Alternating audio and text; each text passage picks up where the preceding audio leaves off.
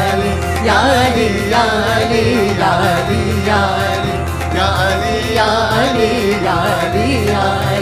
yali yali sa re ga pa sa re ga pa pa ga ga re ga re sa re sa re ga pa sa re ga pa pa ga ga re ga re sa re ga sa re ga pa sa re ga pa pa ga re ga re sa pa ga re ga re sa pa ga re ga re sa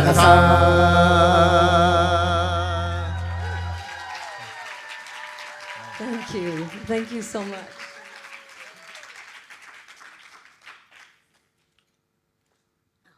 That was a bit of a vocal workout, so I needed some water.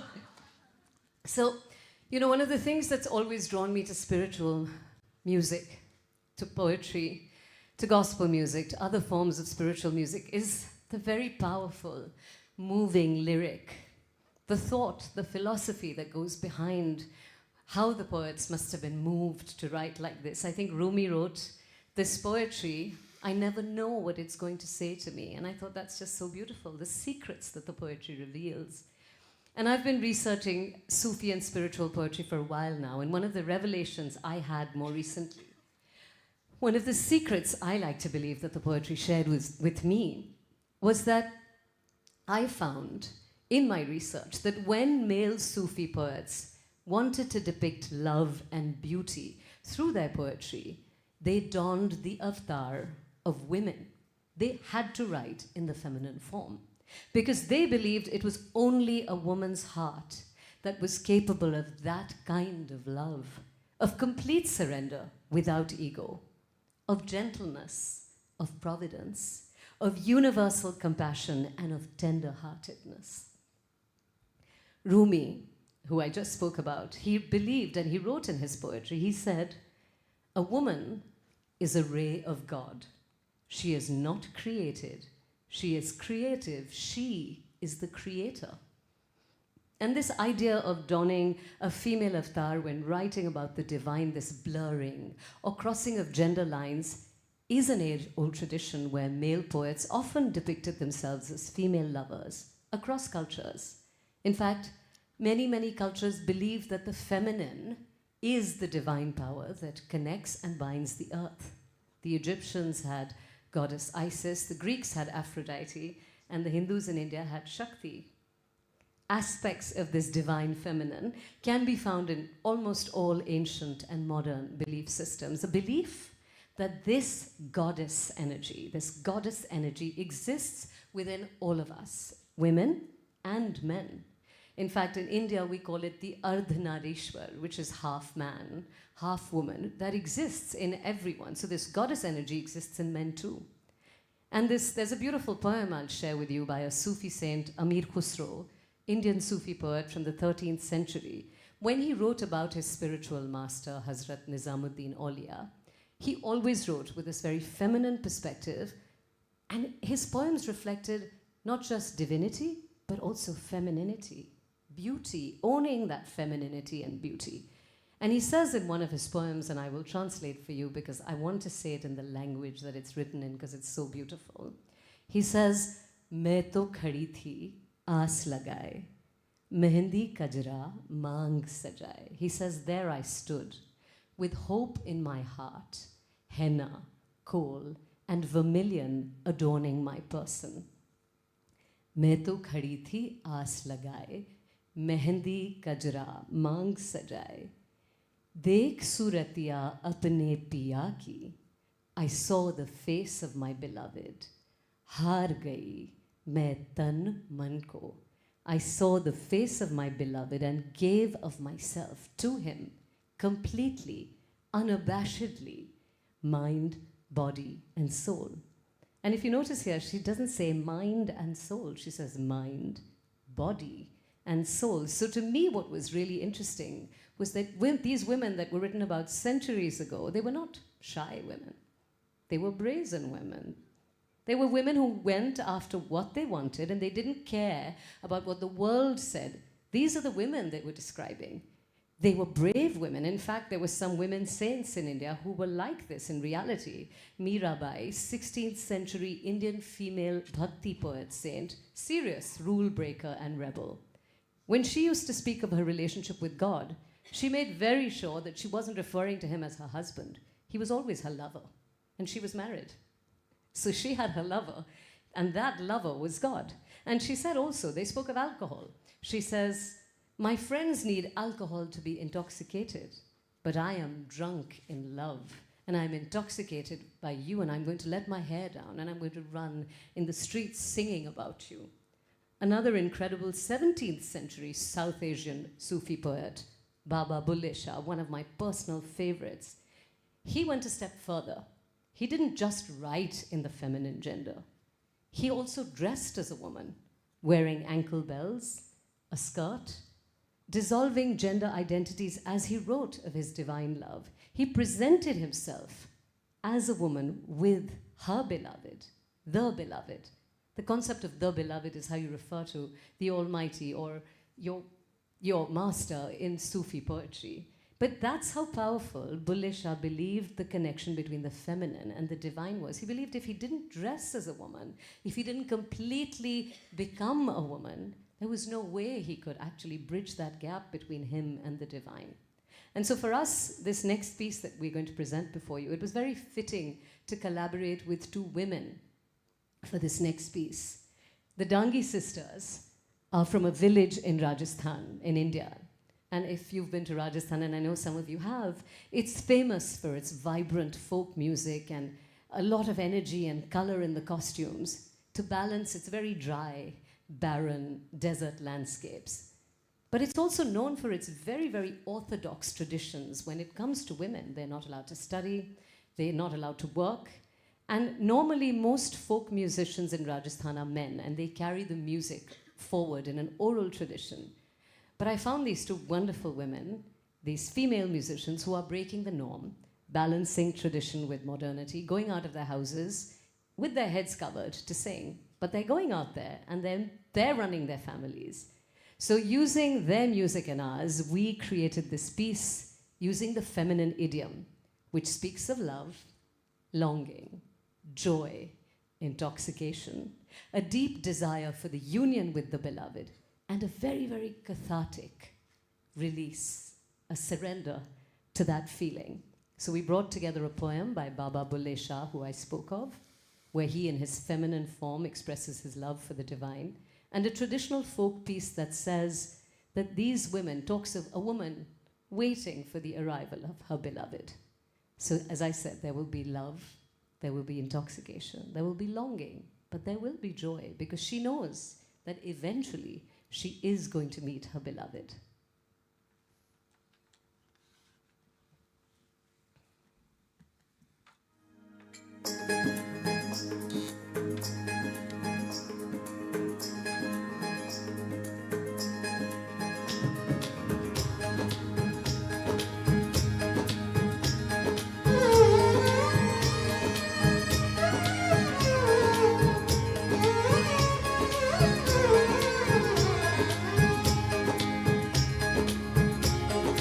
इश्क ते आतिश नू ही बराबर इश्क ते आतिश नू ही बराबर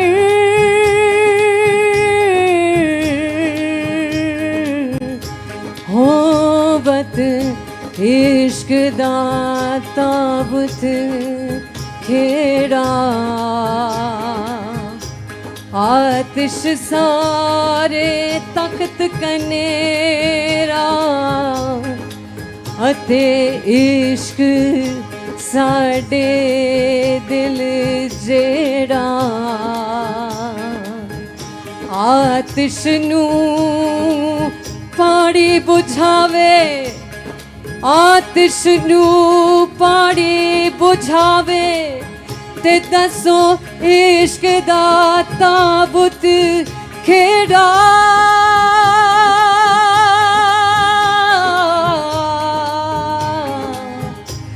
आखे गुलाम फरीदा आखे पीर Farida ओथे कुजड़ी बसदा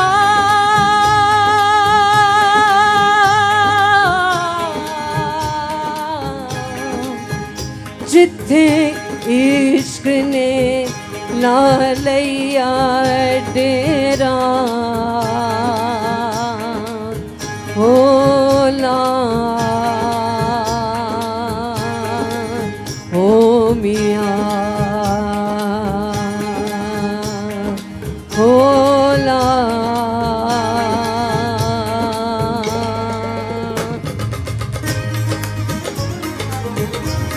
Since the song is about dancing, you can dance. Let's get up and dance, ladies.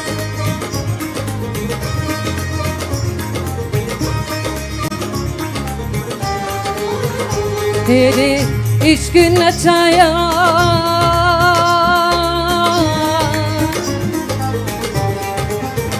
तेरे इश्क नचाया तेरे इश्क नचाया तेरे इश्क नचाया तेरे इश्क नचाया तेरे इश्क नचाया तेरे इश्क नचाया तेरे इश्क नचाया करके तैया तैया छेती होनी वे तबीबा नहीं था मैं मर गईया छेती होनी वे तबीबा नहीं था मैं मर गईया तेरे इश्क नचाया तेरे इश्क नचाया तेरे इश्क नचाया तेरे इश्क नचाया तेरे इश्क नचाया करके तैया तैया छेती होनी वे तबीबा नहीं था मैं मर गईया छेती होनी वे तबीबा नहीं था मैं मर गईया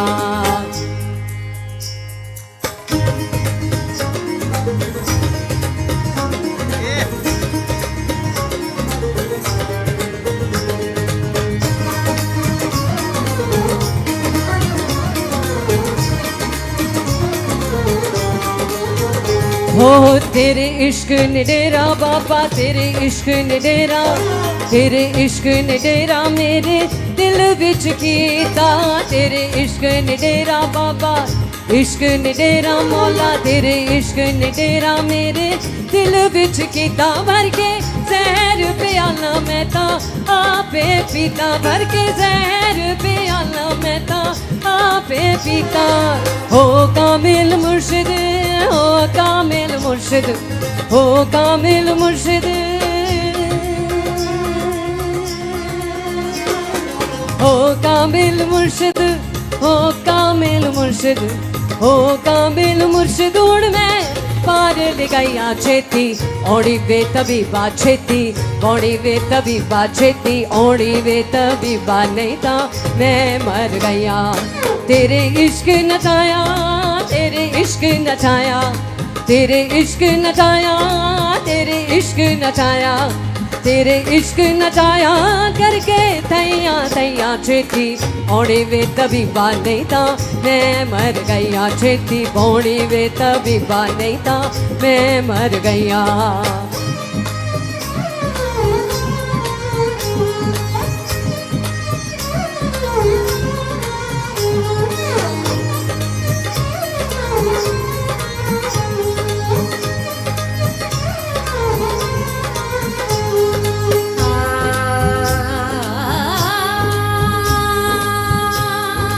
This is the sisters' voices.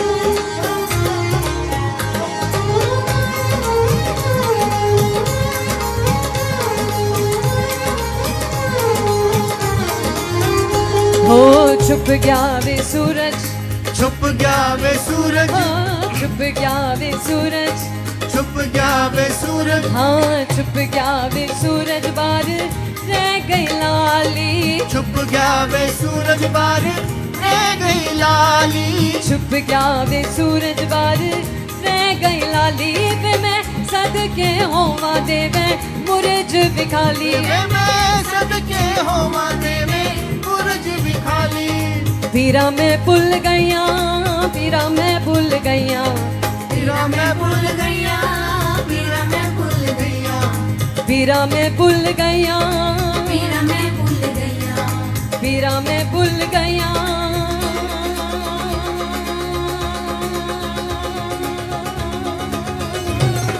पीरा मैं भुल गईया पीरा मैं भूल गईया पीरा मैं भुल गईया तेरे नाले निगाइया छेती ओणी वे तबीबा छेती ओणी वे तबीबा छेती बोणी वे तबीबा नहीं था मैं मर गया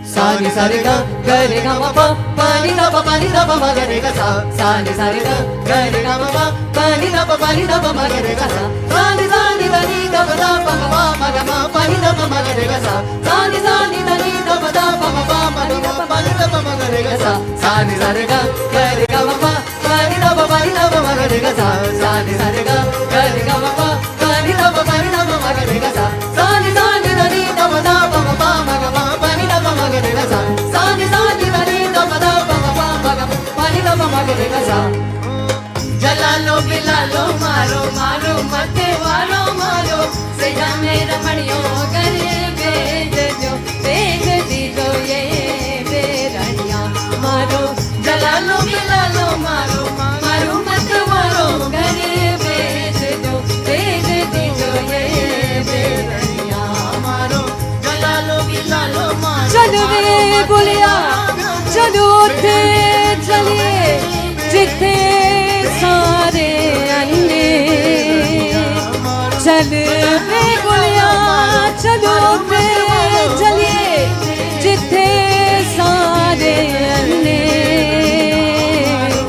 ना कोई साडी साथ पछाणे ना कोई साडी साथ पछाणे ते ना कोई सानू मने ना कोई सानू मने Thank you. Thank you. Do we have time to do our last song, Alfat? Since you're all ready to dance, I'm going to not introduce it very much. I'm just going to say this one is a favorite of Win's. This is the one that won the Global Music Awards, so it's really special to share it with you.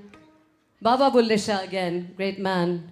He says, my teacher has taught me a wonderful lesson, that my temple, my shrine, my church, my mosque, is not within the four walls of a building, but in the walls of my heart. And in the walls of the heart of every person that I see. And now that I can see divinity in everyone, I'm free from the shackles of this world of religion, label, ritual. And I am going to wear my ankle bells and dance. And this is a song about inclusion. It's about coming together. And that's what we have done here at WIN. So please join me as we celebrate Kristen Engvig and the amazing WINConference with this beautiful song, Alfat. I'm going to take the liberty of saying, Kristen is the Baba Bulle Shah of Europe.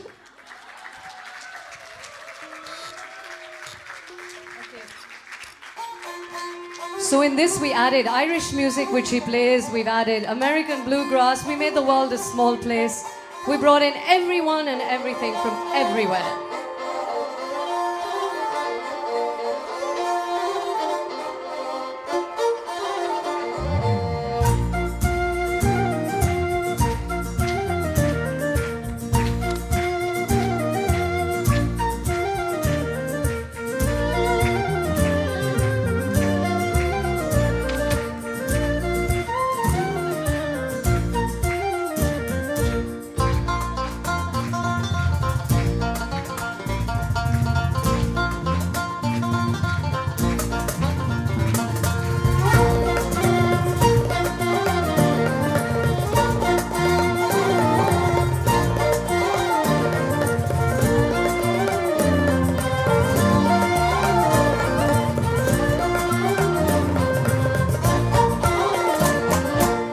अल्फतेन बिनून बिनैन बिन नुक्ता यार पढ़ाया अल्फतेन बिनून बिनैन बिन नुक्ता यार पढ़ाया अल्फतेन बिनून बिनैन बिन नुक्ता यार पढ़ाया अल्फतेन बिनून बिनैन बिन नुक्ता यार पढ़ाया नुक्ता यार पढ़ाया सानू राजू शब्द सिखाया नुक्ता यार पढ़ाया सानू राजू शब्द सिखाया अल्फतेन बिनून बिनैन बिन नुक्ता यार पढ़ाया अल्फतेन बिनून बिनैन बिन नुक्ता यार पढ़ाया नुक्ता यार पढ़ाया सानू राजू शब्द सिखाया नुक्ता यार पढ़ाया सानू राजू शब्द सिखाया अल्फतेन बिनून बिनैन बिन नुक्ता यार पढ़ाया अल्फतेन बिनून बिनैन बिन नुक्ता यार पढ़ाया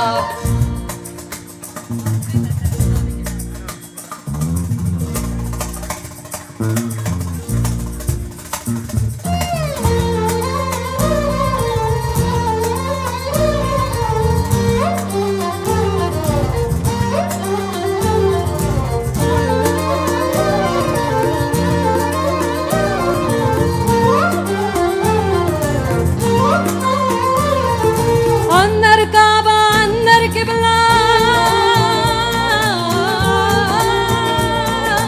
अंदर काबा अंदर किबला अंदर कौन रिझाया हो अंदर काबा अंदर किबला अंदर कौन रिझाया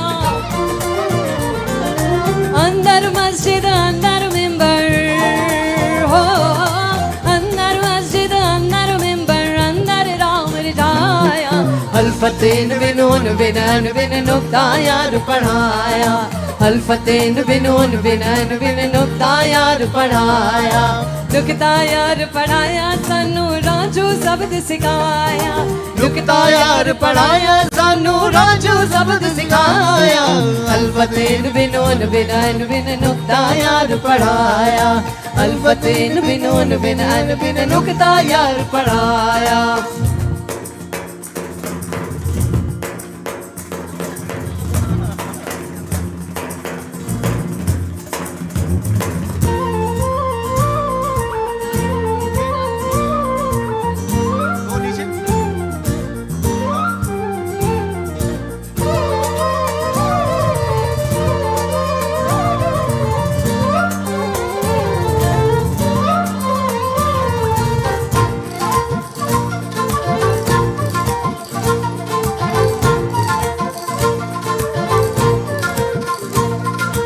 धर्मनस्तुहु अल्लाह धर्मनस्तुहु अल्लाह धर्मनस्तुहु अल्लाह धर्मनस्तुहु अल्लाह धर्मनस्तुहु अल्लाह धर्मनस्तुहु अल्लाह धर्मनस्तुहु अल्लाह धर्मनस्तुहु अल्लाह आंखें बोले शहर बन तारे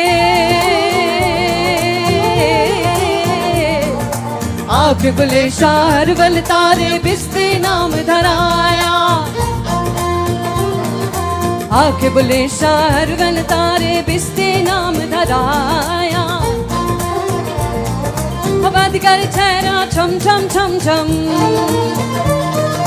बद कर ठहरा छम छम छम सानू रुठड़ा यार मनाया अल्फतेन बिनून बिनैन बिन नुक्ता यार पढ़ाया अल्फतेन बिनून बिनैन बिन नुक्ता यार पढ़ाया नुक्ता यार पढ़ाया सानू राजू शब्द सिखाया नुक्ता यार पढ़ाया सानू राजू शब्द सिखाया अल्फतेन बिनून बिनैन बिन नुक्ता यार पढ़ाया अल्फतेन बिनून बिनैन बिन नुक्ता यार पढ़ाया Sani sa sa sani sa sa pani sa re re sa re ga ga sani sa sa sa sa sani sa sa sa pani sa re re sa re ga ga re ga ga ga ga ga re ga ga ga sa re ga ma ma ga ma ma re re ga re ga ga ga ga ga re ga ga sa re ga ma ma ga ma ma re re sani sa sa sa sa sani sa sa sa pani sa re re sa re ga ga sani sa sa sa sa sani sa sa sa pani sa re re sa re ga ga Gare gama pama gare ni re sa ni sa ni sa gare gama pama gare ni re sa ni sa ni sa gama gama gama re sa ni re sa ni sa ni sa gama gama gama re sa ni re sa ni sa ni sa sa ni ra ni ra pa da pa ma pa ma ga re sa ni sa sa sa ni da ni da pa ma ga re sa sa ni da ni da pa ma ga re sa अल्फतेन बिनोन बिनान बिन नुक्ता यार पढ़ाया अल्फतेन बिनोन बिनान नुक्ता यार पढ़ाया अल्फतेन नुक्ता यार पढ़ाया अल्फतेन बिनोन बिनान बिन नुक्ता यार पढ़ाया नुक्ता यार पढ़ाया सानू रांझू शब्द सिखाया नुक्ता यार पढ़ाया सानू रांझू शब्द सिखाया अल्फतेन बिनोन बिनान बिन नुक्ता यार पढ़ाया अल्फतेन बिनोन बिनान बिन नुक्ता यार पढ़ाया धर्मनस्तु अल्लाह धर्मनस्तु एवरीवन अल्लाह धर्मनस्तु धर्मनस्तु अल्लाह धर्मनस्तु अल्लाह धर्मनस्तु अल्लाह धर्मनस्तु धर्मनस्तु अल्लाह धर्मनस्तु अल्लाह धर्मनस्तु अल्लाह धर्मनस्तु अल्लाह धर्मनस्तु अल्लाह धर्मनस्तु अल्लाह धर्मनस्तु अल्लाह धर्मनस्तु अल्लाह धर्मनस्तु Allah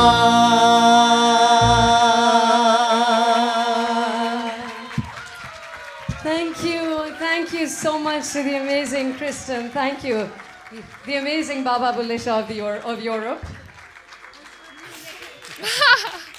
Thank you so much. Thank you. So beautiful.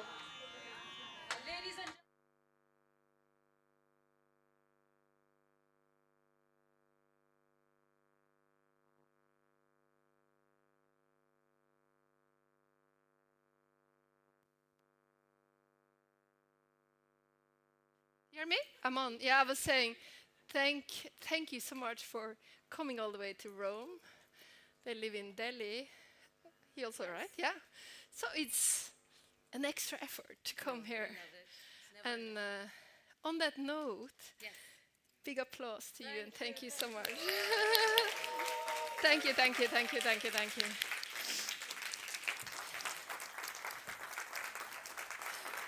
And as we are coming to the close, we're going to clear up. Yeah, you can clear and I just talk.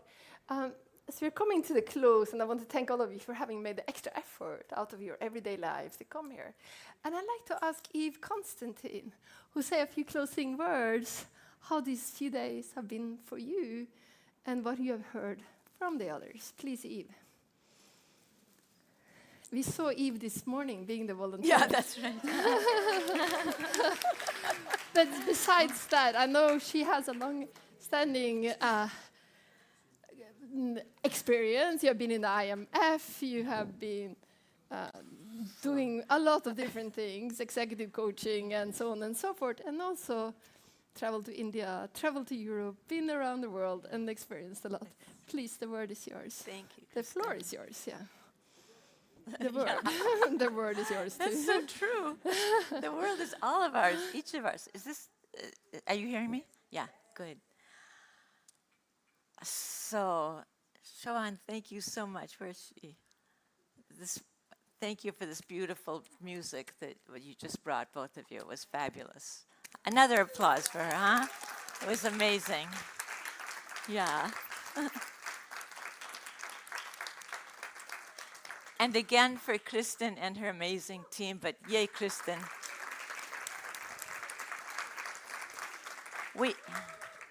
Somebody spoke, what's the Icelandic word for midwife? Light mothers, yes. I would say there's many light mothers in this room, and we're led by a shining light mother to come here. So, I've been trying to kind of wrap my head around what's happened here through the course of our days together. And it keeps coming back to the same thing for me. I don't think I've ever been at, certainly many business conferences, but also even a WINConference, where the energy of open-heartedness and love has been so present in the room at all times from all people. And I would I'm completely humbled by being in that. And I hope that I can stand here as a reflection to each one of you who have created that and brought that into the room. Every single one, including you guys that I got to see over there. Thank you. I mean, there's no one who hasn't brought their light to all of this. We've had wonderful people talking about very, I think, evolved kinds of notions now with business. I think the presentations have become very mature and very ripe. And I'm saying that because I feel like the women not only are coming, we've arrived, right? Yeah, Gloria, thank you. Right, and we're here right now, exactly. So it takes my mind, because I'm a squiggle, or if any of you were in that group, where is it? Anyway, there we are, thank you. Minu, we had a session with Minu, and she was talking about, are you a square or a rectangle or a triangle, or some of us were squiggles. And those of us who are squiggles are the ones who are in the question of what if, or like what's next kind of. So because I felt the ripeness of the knowledge in the room, that concrete business acumen, it's high, it's matured, it's at the highest level, I'm saying to myself, what is our next level that we need to then find and develop in ourselves? So we've talked a lot about, co-creativity. We talked about the power. This whole thing was built on harmony and on authenticity and on the courage that it takes to embody those practices, embody those qualities and to put them into practice. Somebody had know thyself up on the board at one time. Somebody else said, what we measure gets our attention. That was important for me because I thought we've got to really be careful what we're measuring. We've got to choose carefully what we're going to measure, because yes, then that becomes sort of solidified with metrics and it becomes a thing. And let's start making sure that who's asking the questions of what we measure, who's deciding that, and what we are measuring. So we know we're measuring things that are really going to take us to the next level. And these may be qualities that are hard to measure even, but we can work on that. We can figure that out. When it comes to co-creativity, the power of the individual, I might have said that already, and the power of the collective. We've gone from the macro to the micro, and I think we're going back to the macro somehow in all of this. For me, to be authentic, to have courage, of course, we know that comes from the heart, la cœur, oui?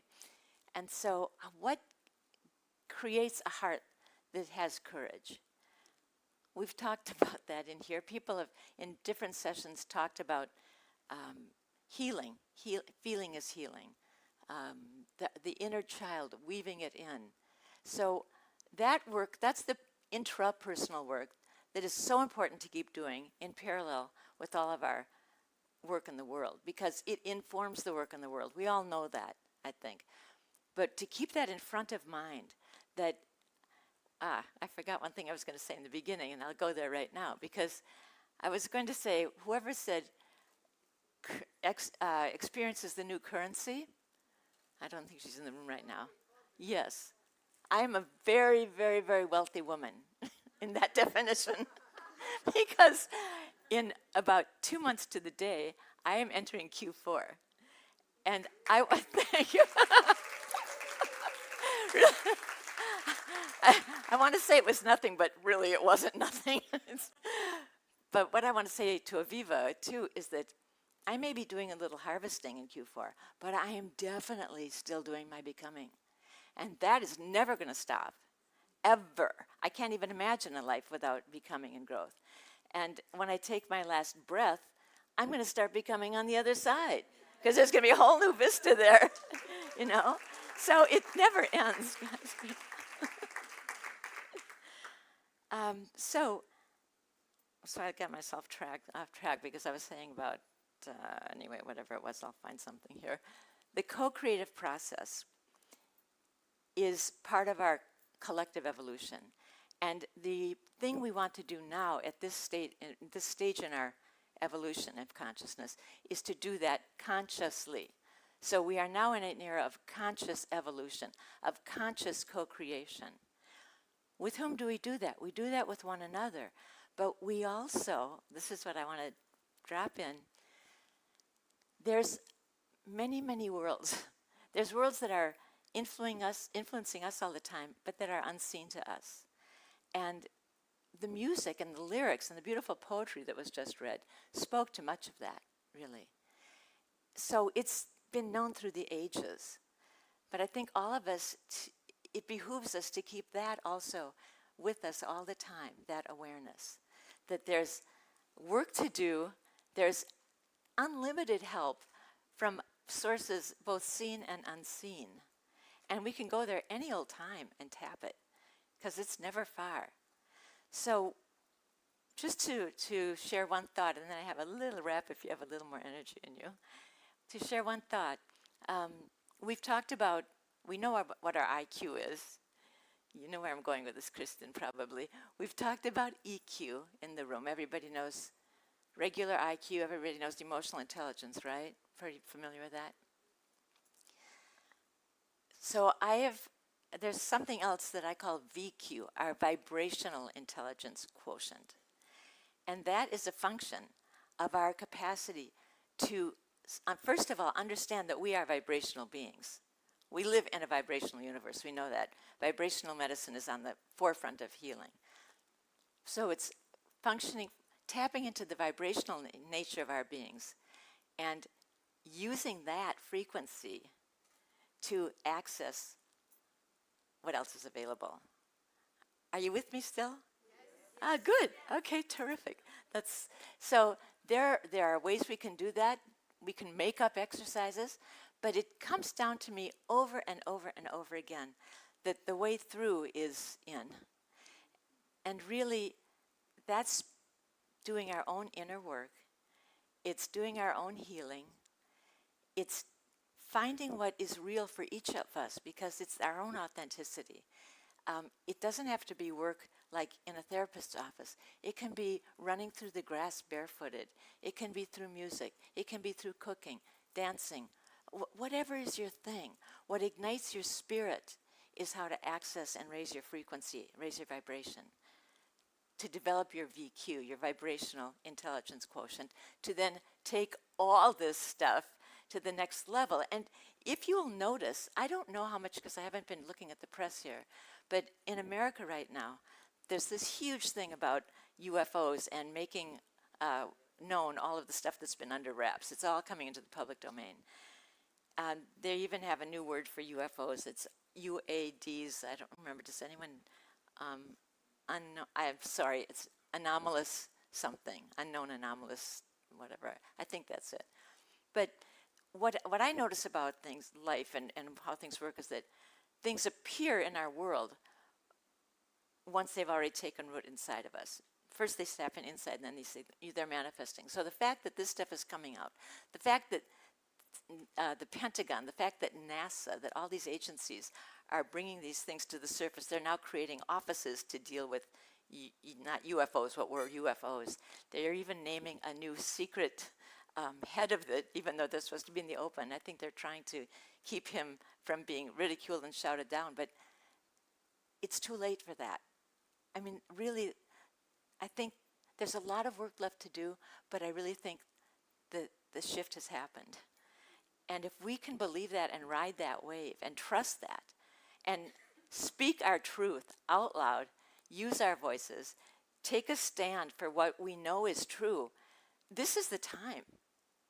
I mean, we've been saying that for decades, but there's no more time left, right? So let's not hold back.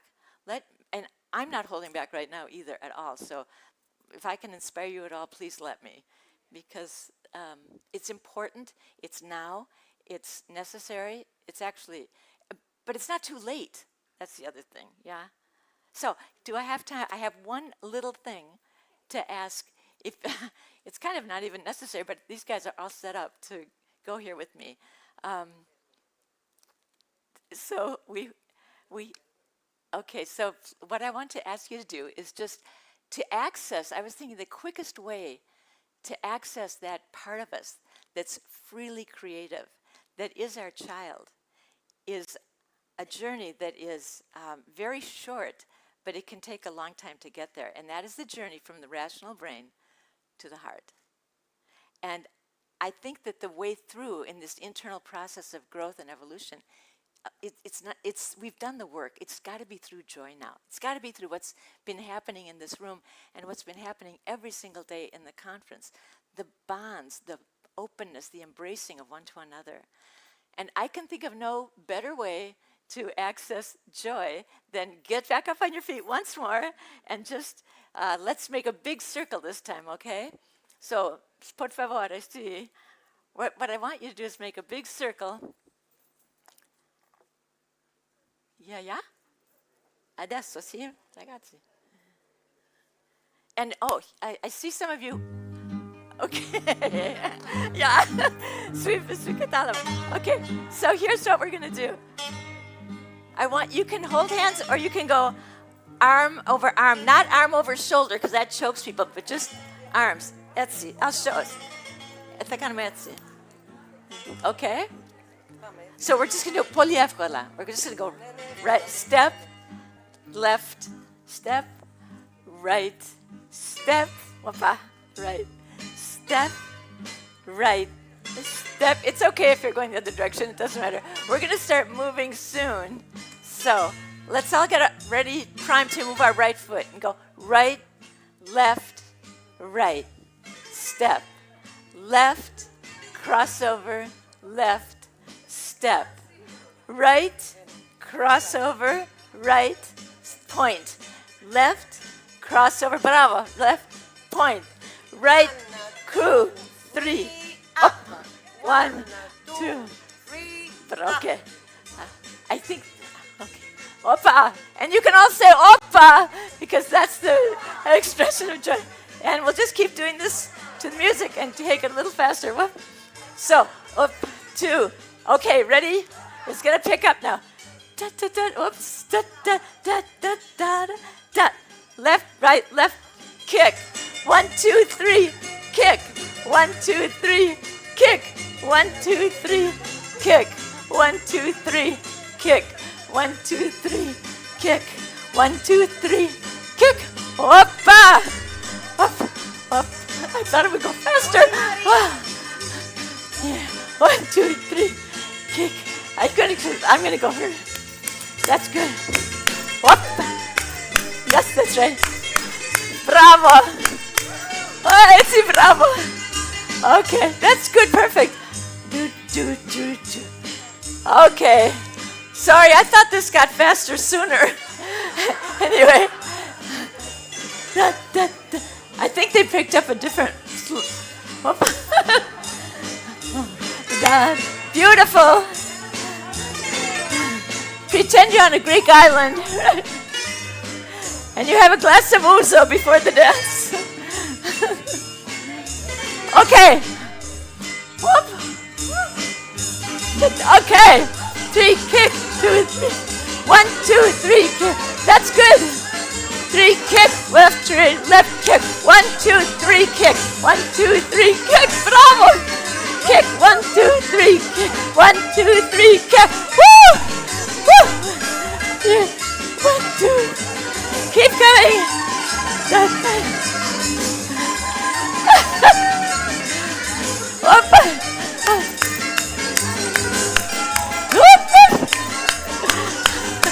Beautiful. You're naturals.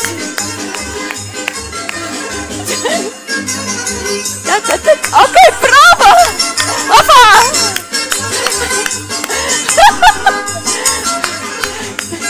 Be like little children.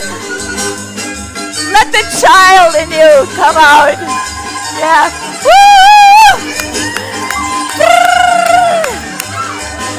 Whoppa! Bravissima! Brave. You like to so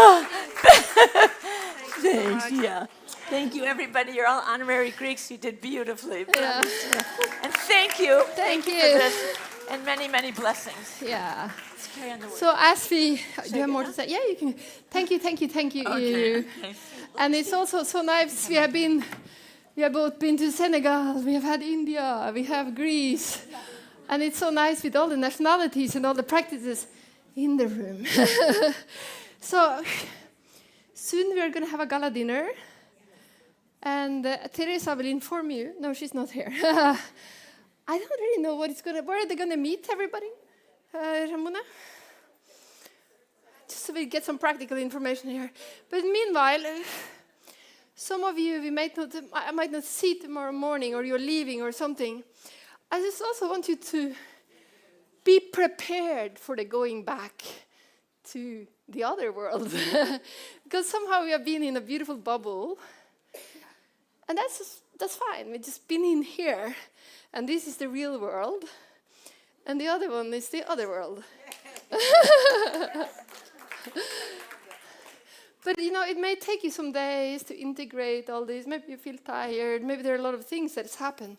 So it's almost as if you have been in some sort of healing chamber, So dance, move. That's the easiest way to integrate everything. Journal. Reread the material. You can also watch on YouTube if speeches you missed or you want to hear again. They're all there. And just take your time, Things may continue to come up, new ideas. You may want to revolutionize your businesses and all sorts of things. So just wanted to say that too. And I think somebody now is ready to share where we're going to meet for the gala dinner. So wonderful Ramona, can you come here, please?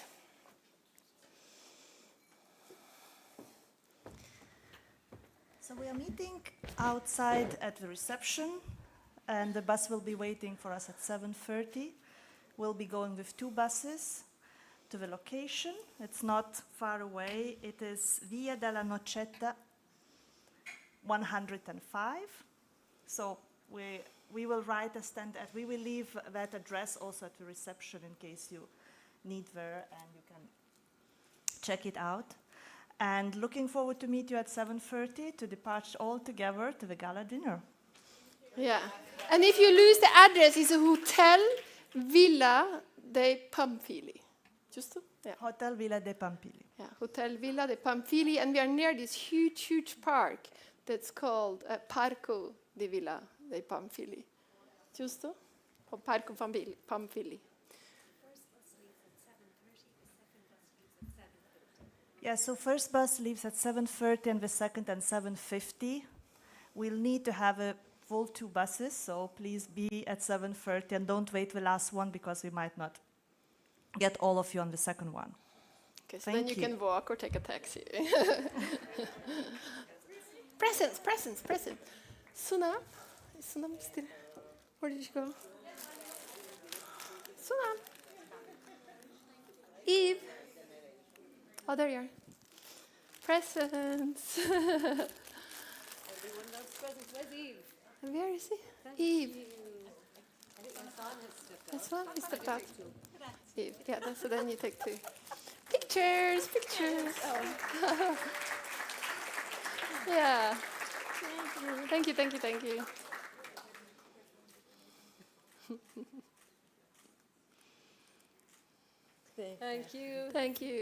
God bless you. Thank you all. You too. And you, my dear. Okay. You can leave now if you want to.